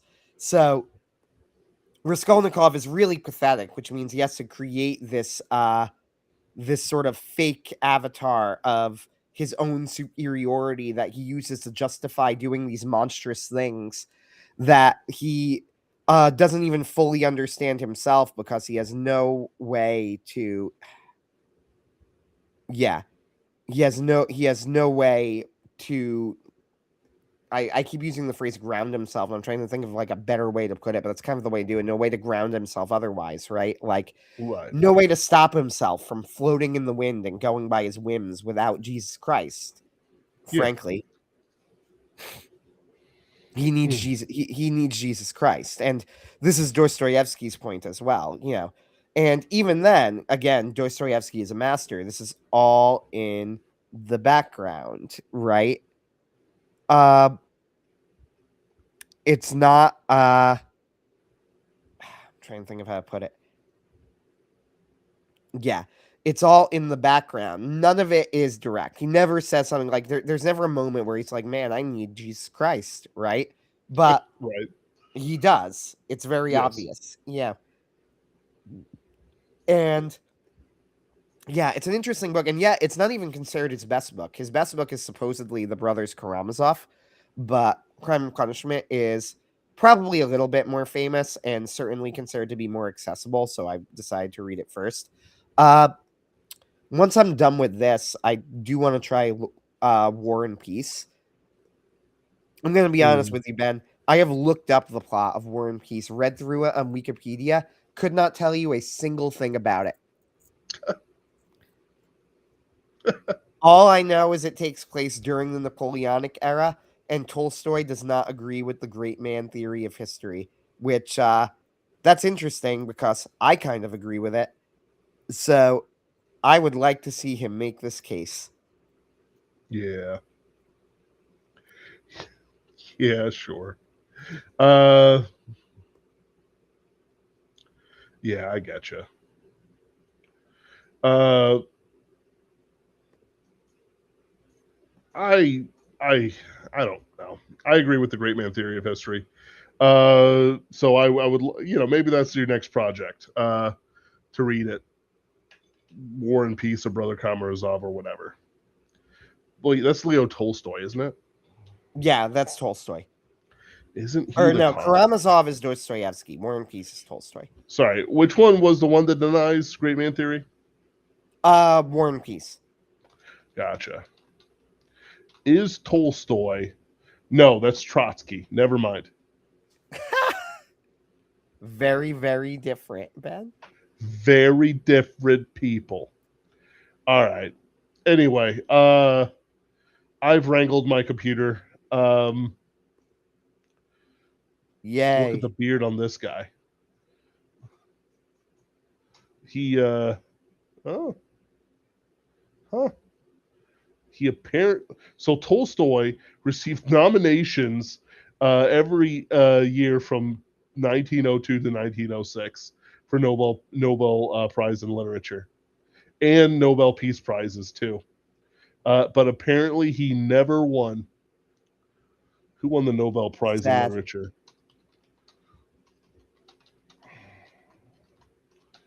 1902. Just to see what he was up against. It was given to German historian Theodor Mommsen, a person I've never heard of before in my life, who looks like an insane man. He had a monumental work called A History of Rome. Apparently is still cited, but I have never heard anyone reference it. And I could, but apparently it's very popular. Maybe we're referencing it, but we just don't know. Yeah, I've never heard of that in my life. Yeah, let me look up War and Peace. So, blah, blah, blah, blah, blah, I'm gonna blah, check blah, blah, blah. 1906 too. Right now we're just vamping. I don't know what we're doing. I'm This discussing great works of I literature, and refuse to know what I'm doing. yeah, I know exactly what I'm doing. I'm discussing great works of literature. It must be nice Tolstoy for was you. instrumental in bringing a new kind of consciousness to the novel, according to Wikipedia. His narrative structure is noted not only for its God's eye point of view over and within events, but also in the way it swiftly and seamlessly portrayed an individual character's viewpoint. His use of visual detail is often comparable to cinema, using literary techniques that resemble panning, wide shots, and close ups. Neato. Realism. Do. So it was hold on, the 1906 Nobel Prize over Leo Tolstoy was given to another dude, Giuseppe Carducci, an Italian. So why don't you know this guy? Why haven't you read your Carducci? Eh? I have never heard of Eh? this guy till you just mentioned Eh? him like now. And frankly, until I Google it myself, I'm not convinced he's real. Well, apparently he became an atheist, and it feels like it's just kind of a lifetime achievement award, I guess. Apparently he wrote something called A Hymn to Satan. Nobel Prizes have gone woke. Yes. Why haven't this is the 1906 one, by the way. Nobel Prize in Literature. Woke, I tell you. In 1906. Look, I'm experiencing brain fog. I think I might mistake reality for literature and murder an old woman with an axe for her money, which is hyperinflating. Can you tell whether that's now or 1900s Russia? Because I have a question. What is What? Anna Karenina about? And if you say Anna Karenina, I will burn down Missouri. Just whisper thank you. Anna Karenina. It's Give yourself more B2, B12. No, I'm recovering from what's likely pneumonia. I took a Z pack. I'm on some I'm on some anti lung blockage crap. I don't know. It's a realist novel about tragedy, according to Wikipedia. It deals with themes of betrayal, faith, family, marriage, imperial Russian society, desire, rural and urban life. Oh, okay, yeah. It's just the cinema version of the Country Mouse and Farmer Mouse, which What is is this? old. Anna Karenina? Yeah, Huh. Interesting. it's just Country Mouse and City Mouse. That's it. That's the whole thing. I wonder what the Boom. best Don't have to read it. translation of War and Peace is. It's probably whatever the one Castalia used. Hold on a second. Allow me to bring out a tome. By the way, the War and Peace edition for Castalia House is the second largest editions that they published, next Holy to shit. I'm just going over the list of War and Peace characters. yeah, This is an insane book, I gotta say. it's big, it's gigantic. The The only novel books tells the story of 5 families: the Bezykovs, the Bolkonskis, the Rostovs, the Korrigans, and the Drobetskoys. Fucking sure, why not? I don't even want to open it. I'll figure this out later. Uh, Yeah, Leo Tolstoy, he wrote 2 super famous books, which is War and Peace and Anna Karenina. He also wrote a book called Resurrection. Dostoevsky is the same, where he wrote 2 really, really famous books in Crime and Punishment and The Brothers Karamazov. He did write other books that got some fame, particularly The Idiot, I know, which is like about a holy fool. mhm. And he wrote a few other things that are considered to be quite good, like The Demons, I think it's called. Yeah, Yeah, let's see. Anna Karenina. The novel deals with themes of betrayal, faith, family, marriage. Yeah, I get it. Holy shit, is this one also a monster book? It's 864 pages, man. yeah. Listen, when you're stuck in a Russian winter, Yes. How many pages is War and Peace? Let's see. 1,225 pages. I told you these books are huge. Fuck me. Holy The shit. only thing bigger is the Plutarch's Lives collection. No. Yeah, you better get reading, boy. You better get reading. There's just so much reading to do. I saw a very interesting video recently. It was a YouTube channel. It was a Foid, but a good Foid, so you can trust me. It was one of the good Foids. It's fine. So anyway, she was talking about how why she quit academia, and basically she went to a school that was like a STEM school that had like no literature program, but she adored literature. So she got into Yale's literature program somehow. And then when she was there, she realized it was a woke disaster where like they basically don't even teach you the literature and they don't have you read any literature. They just have you read criticisms of literature about why like all of the white authors are problematic. I'm looking And at I'm like, Tolstoy right now. yeah. Look at And I'm that like, yeah, I beard. believe it. Look at that beard. It is magnificent, I gotta say. The sad thing is that like my beard is like pure white and ages me like 10 to 20 years. So if I have to get a Floyd of my own, I might just have to shave it to, not look like a 50-year-old man. Yeah, you probably should. Fuck me. I'm reading like Resurrection, which was published after War and Peace. This is what he says. The book is the final of his intended the novel as a panoramic view of Russia at the end of the 19th century, from the highest to the lowest levels of society. Who is this man? No, get this though. That novel got him excommunicated. That's dope. That yeah, that's pretty dope. It's probably I probably should be like more critical or whatever, but no, that's dope. So he apparently also has a work called What is Art? Tolstoy does. He is not afraid to deem those who are commonly accepted masters as inferior, such as Liszt, which I don't know about that. Nietzsche, okay. Wilde, Dante, no. And Wagner, Yeah, Dante's just a no, bro. You're too blinded by your anti-religious if you think Dante's the problem. Yep. And hey, look, I get it, right? We But love Dante here. sorry, you kind of have to. I I've Yep. I haven't read all of it, but I genuinely think there is a very good case that he just has the best work of literature ever. Uh Tolstoy's Coping and Seething. So wait, is Tolstoy religious or no?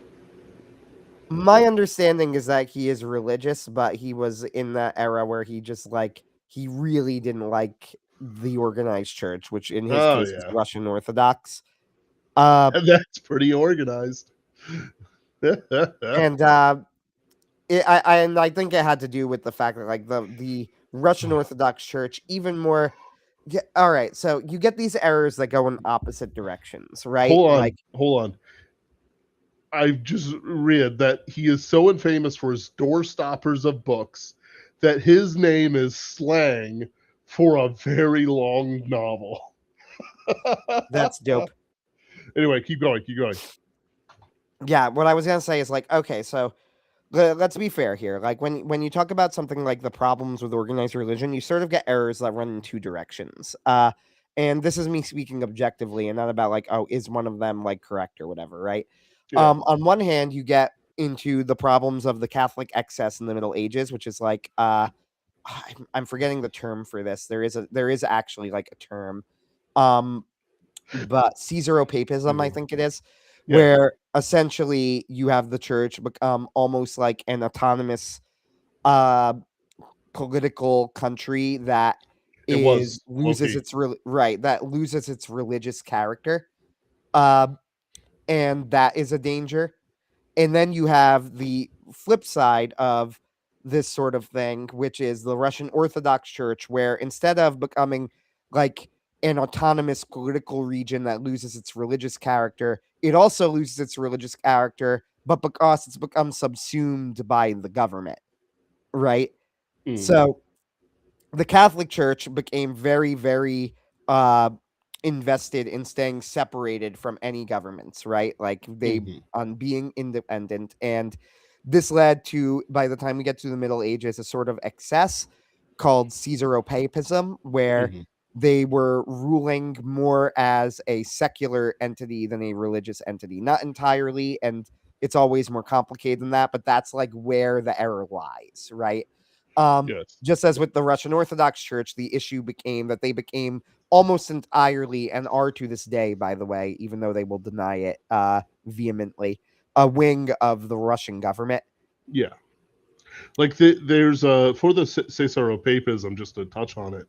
One of the factors going into the Reformation was Caesaropapism, Yep. because Yeah, Julian the absolutely. Second. Oh 100%. yeah, because Julian the Second like made an actual attempt to make the Vatican a standalone princedom within Italy. Like the Pope armor isn't a meme. It's literally what he wore into battle, or would have. I don't know if he actually rode into battle. But point is that it was more of a purposeful thing than just a show off item. In the same way, the Russian Orthodox Church had incredible ties to the czars. From like there's a reason why Rasputin was able to get into the inner circles so, almost easily. Why he had access to the children and stuff like that. But then you have what happened during the communists, and let's give them their credit. Like let's give the Orthodox Church every credit it deserves. They were one of the anti-communist forces. They did fight against it.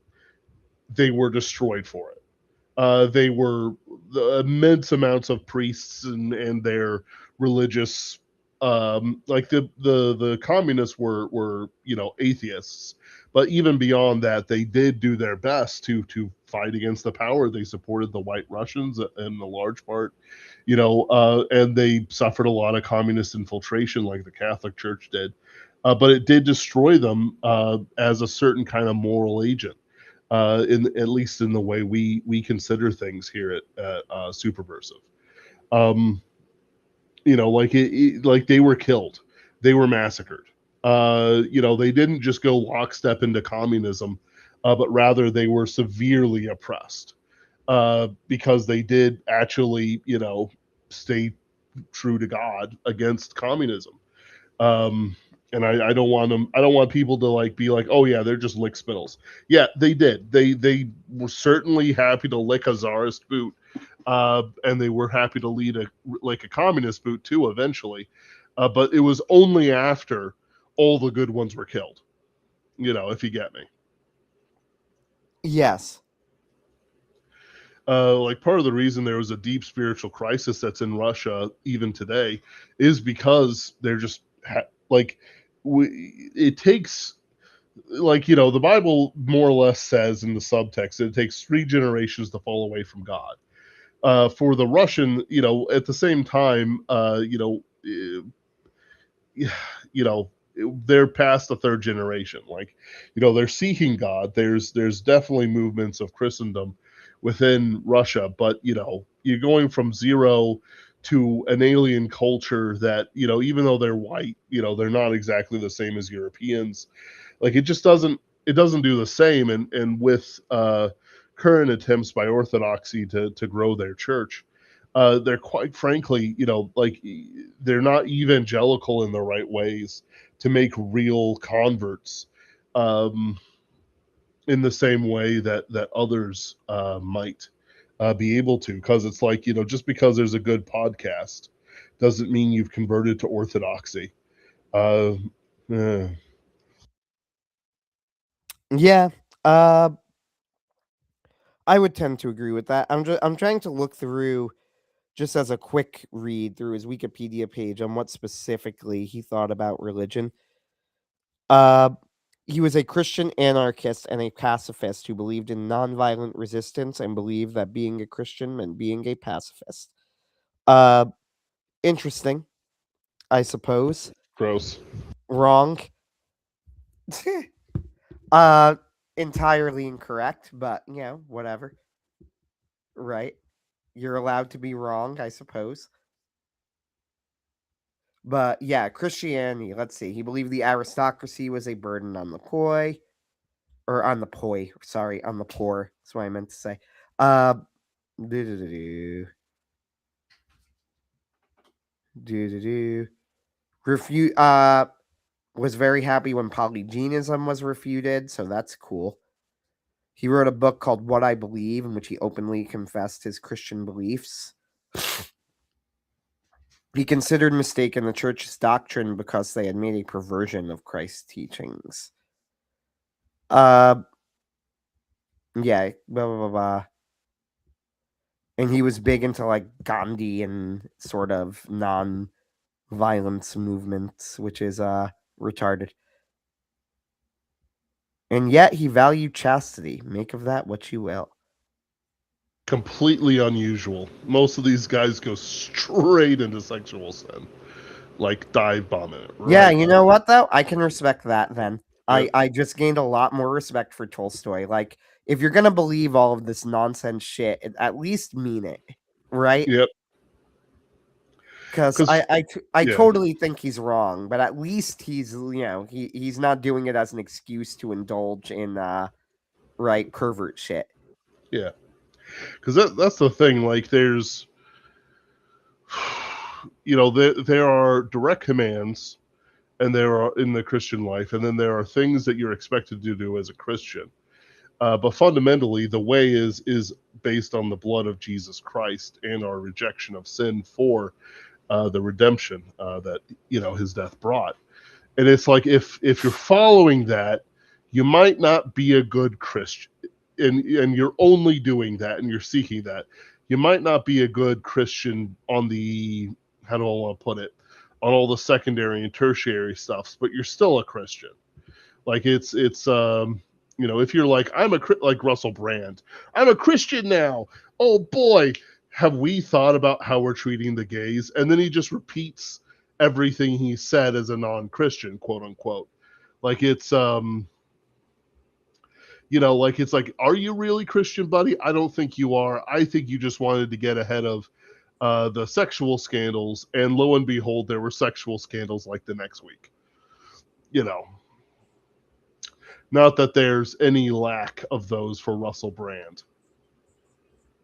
No, yeah, Russell Brand, maybe worth talking about. That was a weird thing. Matt Fradd interviewed Russell Brand on Pints with Aquinas and got got a ton of pushback for it. I'm not gonna lie, I'm kind of on the side of the pushback. Yep. Like, I don't know why he did it. I don't get like what was the purpose in doing it? Why would you do that? I don't understand what your point would be.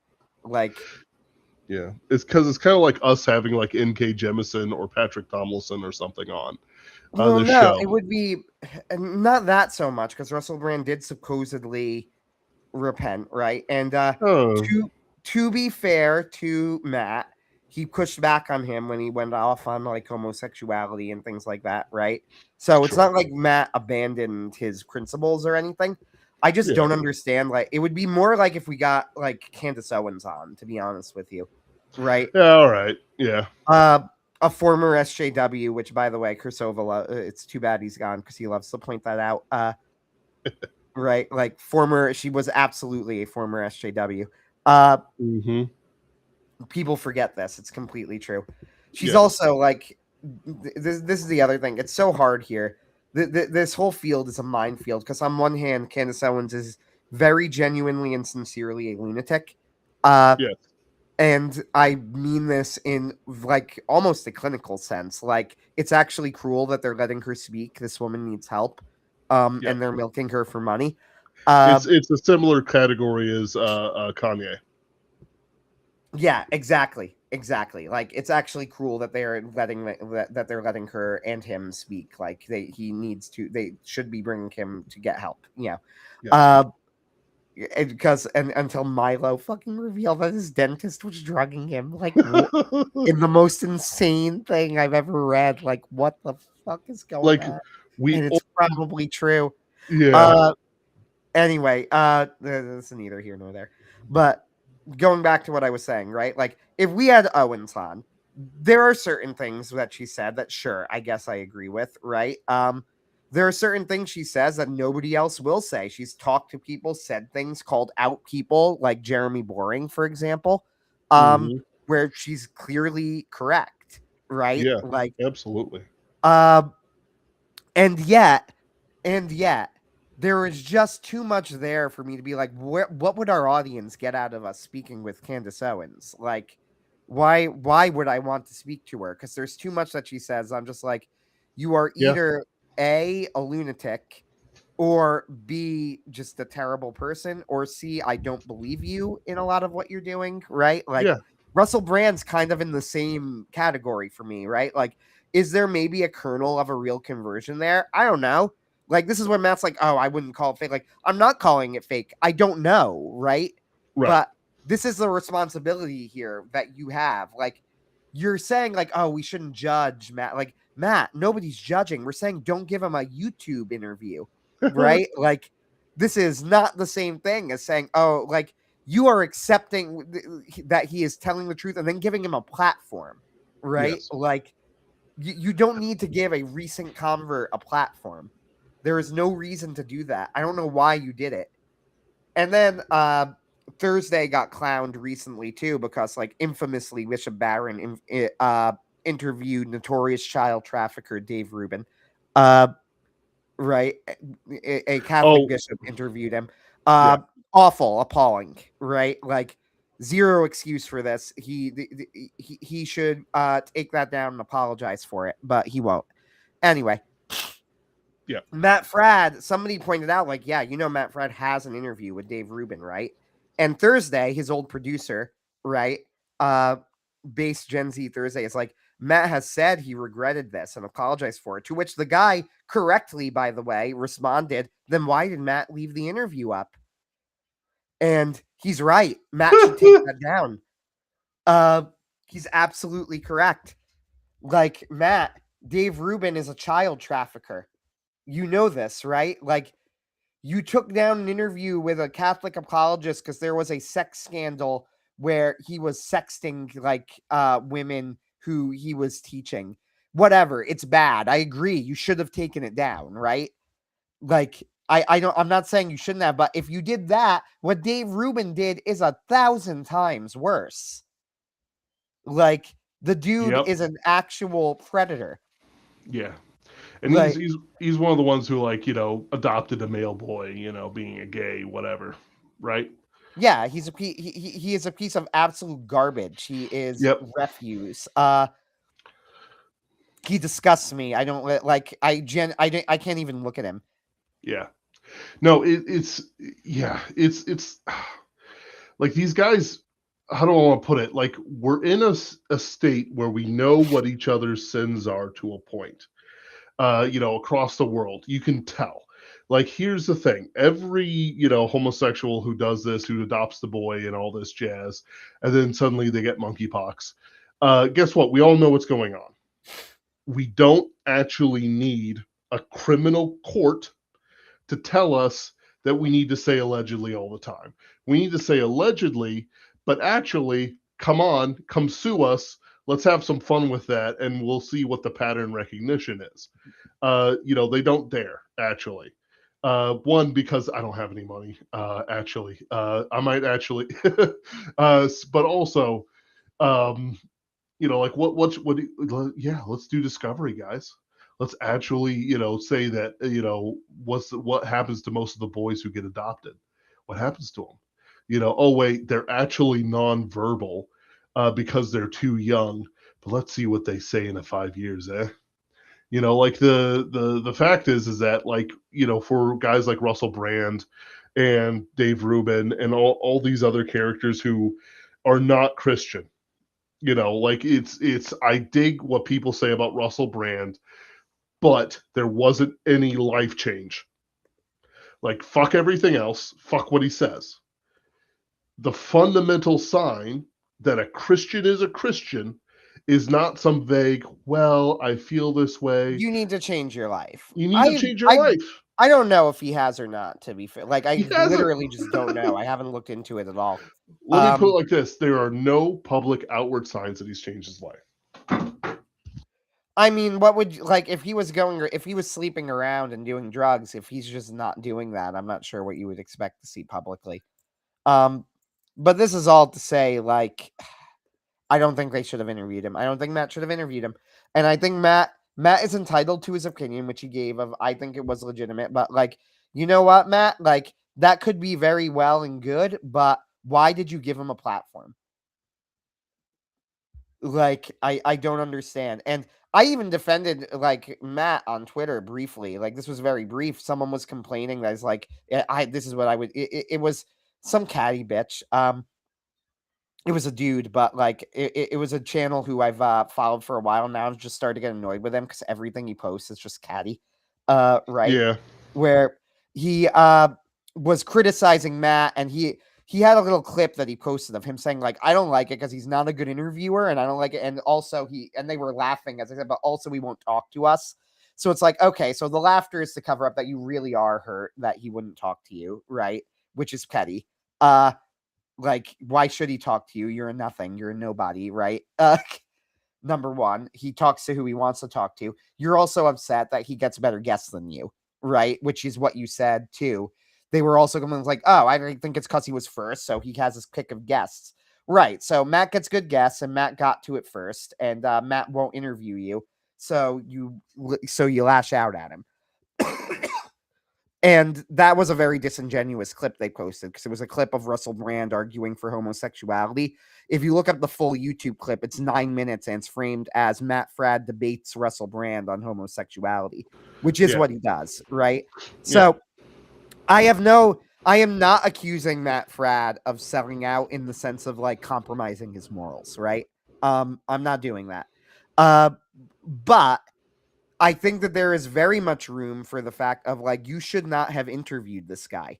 Like your audience didn't want it. It doesn't glorify God. Like I don't even get the argument for doing it genuinely, except for the very very cynical argument of, and this is not a good thing. Russell Brand is is a famous actor. If I interview him, I'll get a lot of eyes, right? Yep. Which that's not a good look. Like it really isn't. I mean, For the like, sort of ministry that Matt's trying to run. oh yeah. Well, and it's like for ourselves anyway. It's like, yeah, sure, we always look for hot authors who are on the line and stuff like that.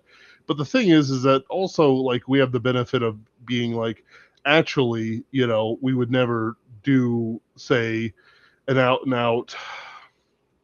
How do I want to put it? We would never have someone to talk about a novel on that defends homosexuality. It's like we've had authors on here who are, shall we I've say, been not thinking of that. Christian. Would you interview Brandon Sanderson? He falls in your lap, right? I think I probably would, but I would push back on it publicly in a similar way that Matt did. But here is the big difference between the two. And this is a huge difference. Mm-hmm. Matt is running a religious ministry. We are not. There's no difference between the religious and the non-religious. I don't agree with that. We will have to talk about this another time, but I fundamentally believe that everything is religious in some way, shape, or form. I think that's true, but I think that when you flatten that into there's no such thing as a religious versus a non-religious ministry, I think that that's wrong. Pints with Aquinas has the express goal. Like that's what I'm trying to say. I think you're right. Yeah. So I don't really think we disagree. Because I think Pints with Aquinas is a different thing than us. So what are we? We are a channel that is a literature channel, right? Yes. Now, we are very open about our religious beliefs, which we don't entirely agree on, but we agree on enough of the fundamentals that we can communicate, right? We're basically in agreement. So we're in agreement on a lot of the important things. I wouldn't say all of it. I would say, and enough that, and we can communicate on it. Okay, that's fine, right? Whatever.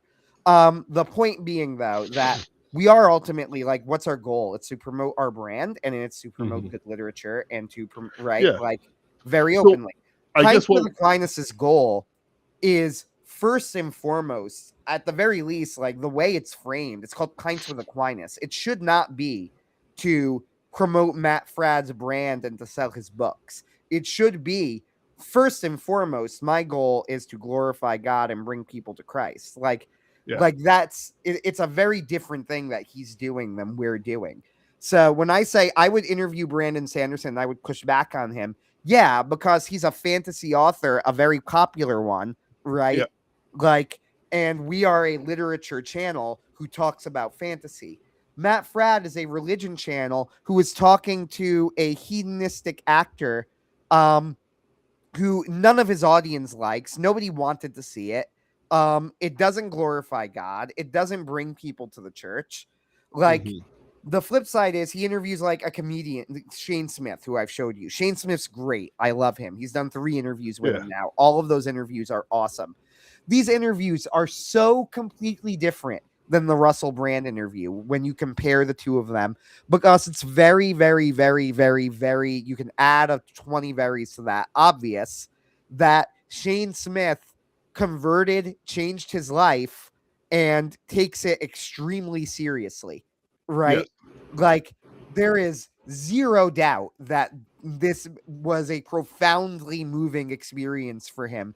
And he is not in the process of changing his life. Like, he did change his life. He's only in the process in the way that every Christian is in the process, right? Yes. Like, we weren't interviewing in the middle of his conversion. He interviewed him after his conversion. Like, he was a catechumen at the time, I believe, when he first interviewed him. You know, and his interviews are all very humble. Because he's like, I'm a comedian. You're talking to me. Like, I'll talk to you about like what you asked me about, but I don't think I'm an authority to speak about the faith. I don't think I'm an authority. Like, great attitude. Very humble. Perfect. Absolutely what you need to be doing as a new convert. Right? That's not what Russell Brand's doing. Like, it's fucking ridiculous. I found that to be a really weird interview, and I also found watching it like there's this infamous clip on Piers Morgan of Piers asks him, asks Russell Brand. He says, "Oh, I had my Bible with me all the time so I had my favorite." And Piers asks him, "What's your favorite Bible verse?"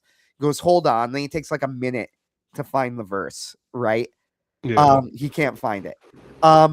Now, to be fair, if you asked me and you asked me what my favorite verse was, I would say, though I walk in the valley of the shadow of death, I fear no evil, for you are with me. Right? That's what I would pull up immediately. Okay, which is a very normie coded verse, but I don't care. It slaps. Yeah. Then it should slap less if you want less people quoting. Right? I mean, that's a good verse. I mean, like, Yeah. I've got Look, a if you want few. less people quoting the verse, and it's got to slap less. I'm sorry. I know, right? But anyway, going back, Yeah. like Russell Brand takes a minute to find it, and then he's trying to like explain it.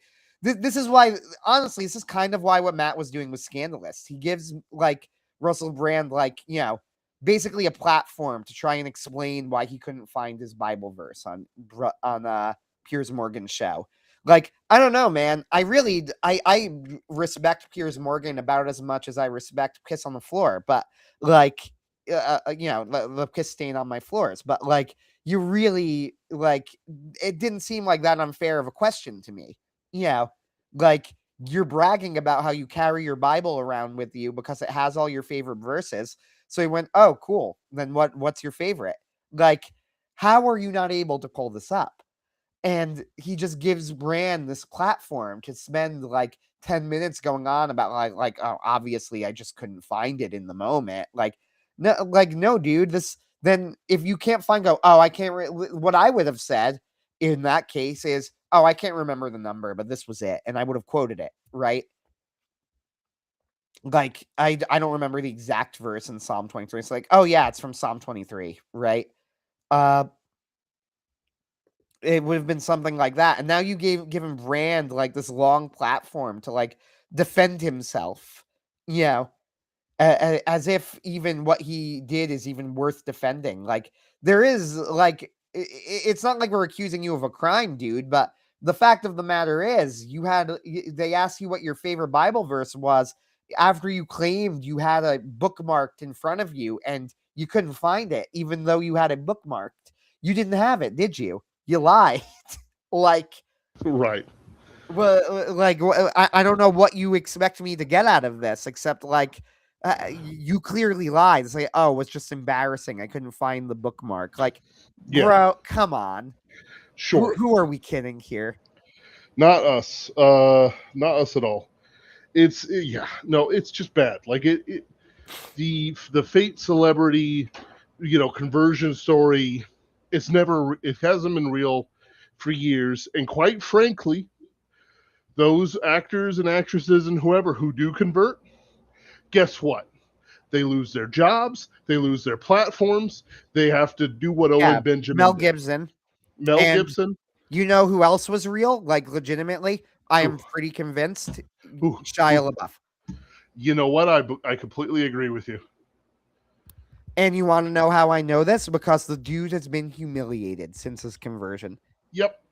It's almost like the forces of Satan love you until you actually become Christian.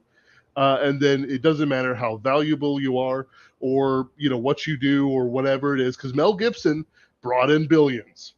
You're just done. You're gone. Russell Brand, though, what has he lost? He has to deal with some sexual stuff that was coming down the pipeline anyway. No, man. No, this stuff is completely nonsensical. It was always going to be fake. It was fake the second I heard it. The little spirit in my soul that tells me about this stuff basically said, "Fuck no, son." Except more polite. I shouldn't have said it like that, but you know what I mean. The everything, every little warning sign inside my head that I use to judge people, the same stuff I use as a bouncer when I determine someone's going to be a problem or not, to all the stuff I use to determine whether somebody's a false preacher or not. basically said, nah, this guy's trying to get ahead of sexual degeneracy. And guess what? I was right. And Or at by the least the, way, Shia LaBeouf's interview that he did after the arrest in New Orleans yeah, is the funniest shit I've ever seen in my life, and yeah, also actually incredibly endearing. Uh, yeah. as weird as that sounds, uh, there's this so many quotable moments, and I weirdly enough, I actually think that the interview kind of backfired on the elites because it did make him kind of more likable. Uh, they have this great moment where I'm trying to remember exactly what it was. Well, first off, he literally starts crying when he talks about like Christ's sacrifice saving him. Like he actually like breaks down in tears at like the enormity of Christ's sacrifice, which was really very moving to see. And then they have like this amazing moment with homosexuality, like look, where he like puts his hand and goes, "Look, bro, I'm a traditional Catholic. All right, I don't fuck with homosexuality." And he goes, "So homosexuality?" Shakes his head, "Nah, bro." And he goes, "All right." He goes, Yeah. and he goes, "So you're?" I'm trying to remember exactly what it was. So you're against it? Just nods, yeah, and that was it. That was like the whole thing. And then as somebody else pointed out, he goes, "Look, you could call me homophobic or whatever, but I get when a gay man puts hands on me, I get afraid." And then as somebody pointed out, you know what's funny about this is that this is a almost certainly because the dude was abused by a homosexual because he grew up in the Hollywood system. Uh, and B, uh, also one of the only real cases where he is actually, literally, in fact, homophobic. Yep. All right. We've had plenty of time here. Filled out our 2 hours. Cirsova great. Do support his uh, Kickstarter. I'm putting it on the stream once again. Dreamlord's Legacy. Check it out. Next week we'll do a variety show. This is kind of a variety show, but a proper one. Covering some things, and I have some